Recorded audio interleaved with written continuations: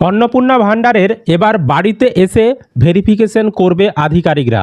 আপনারা যে ফর্ম পূরণ করবেন সেটা অনলাইনে করবেন বা অফলাইনে করবেন, আপনারা যে যে তথ্য দেবেন সমস্ত কিছু কিন্তু ভেরিফিকেশন করা হবে। ইতিমধ্যেই নোটিশ প্রকাশ করা হয়েছে।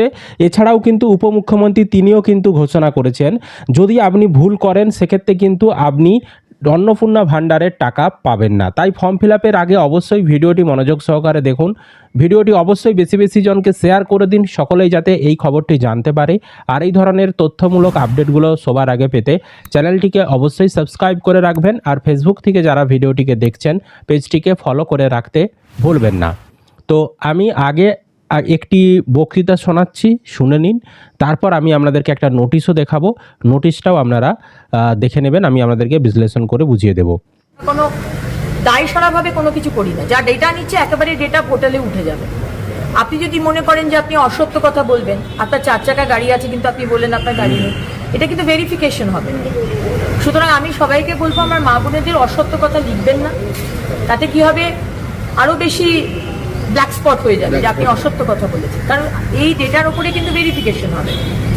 সুতরাং আমি চাইবো সবাই, এটা আমাদেরই টাকা এবং যে টাকাগুলো আমাদের আরও গরিব মা বোনেরা রয়েছে তারা পান।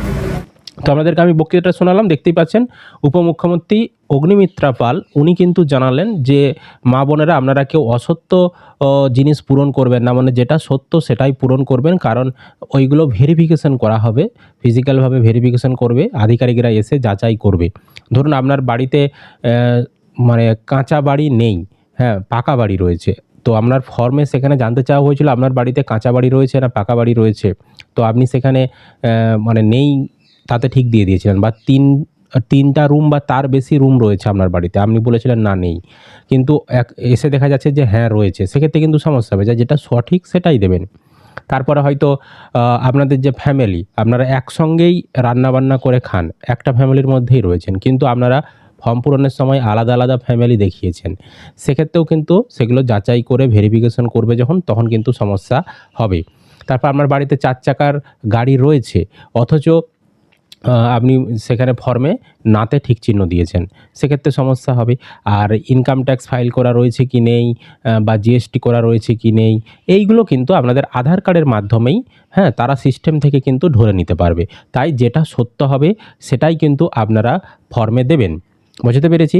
এবার আপনাদেরকে আমি একটা নোটিশও দেখাচ্ছি, দেখুন এই নোটিশেও কিন্তু এই ভেরিফিকেশনের বিষয়ে বলা রয়েছে। দেখুন এই নোটিশটি 27/5/2026 তারিখে প্রকাশ করা হয়েছে, আমি সাইড স্ক্রিনে দেখাচ্ছি।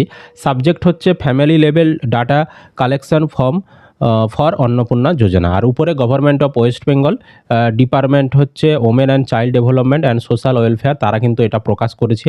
এবং এখানে যে তথ্যগুলো দেওয়া রয়েছে সেগুলো হচ্ছে এই যে অন্নপূর্ণা যোজনার যে ফ্যামিলি লেভেল ডাটা কালেকশন বা অন্নপূর্ণা যোজনার যে ফর্মগুলো প্রকাশ করা হয়েছে বাংলা, ইংরেজি বা হিন্দি ভার্সনে, তো সেইগুলো আপনাদেরকে যে পূরণ করতে হবে, সেগুলো ভেরিফিকেশন করা হবে, কে কোন দায়িত্বে থাকবে সেগুলো সব এখানে বোঝানো রয়েছে।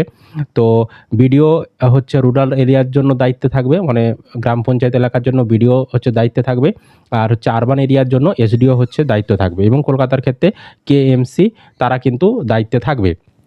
তারপর নিচে দেখুন এখানে যেটা বলা রয়েছে যে 5 নম্বর পয়েন্টে, যে once any beneficiary submit family level data collection form Annapurna Yojana, it may be properly digitize by SDO BDO KMC officials, অর্থাৎ যারা যারা ফর্ম জমা করবেন সেই সমস্ত ফর্মগুলো দেখে দেখে অনলাইনে এন্ট্রি করতে হবে, ডিজিটালভাবে সেগুলোকে এন্ট্রি করতে হবে, সেটা বলা হয়েছে। তারপর 6 নম্বরে বলেছে online portal form filling up the online form for Annapurna Yojana is being developed. Application submitted online will also be physically verified by government officials, and then the online verification by SDO, BDO, KMC officials will follow.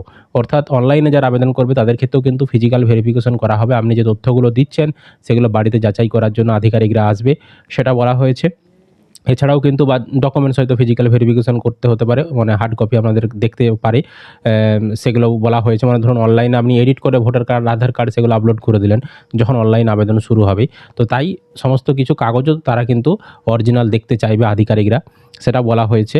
এছাড়াও 7 নম্বরে বলা হয়েছে the application will be physically verified by the government officials, অর্থাৎ আপনাদের সমস্ত যে আবেদন সেগুলো কিন্তু ফিজিক্যালভাবে মানে সরাসরি চাক্ষুষ তারা ভেরিফিকেশন করবে, যাচাই করবে অফিসাররা, সেটাও কিন্তু এখানে বলা রয়েছে।